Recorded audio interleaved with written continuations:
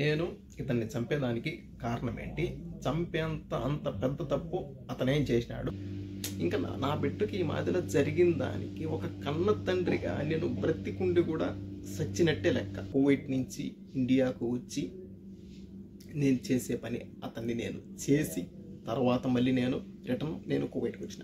నా కూతురు చెప్పిన మాటలేనండి.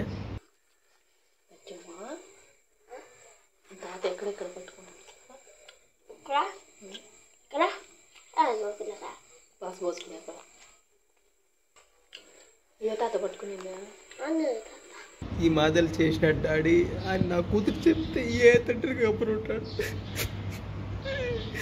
చట్టపరంగా పోవాలని పోలీసు వాళ్ళకి కంప్లైంట్ ఇచ్చే వాళ్ళు వాళ్ళ దగ్గర డబ్బులు తీసుకొని వాళ్ళని వదిలేసి మీరు ఖచ్చితంగా మీరు మాట్లాడండి. ప్రతి ఒక్క రాజకీయ నాయకులు సోషల్ మీడియా దీని గురించి ఖచ్చితంగా వీడియో చేసి ఖచ్చితంగా మాట్లాడండి.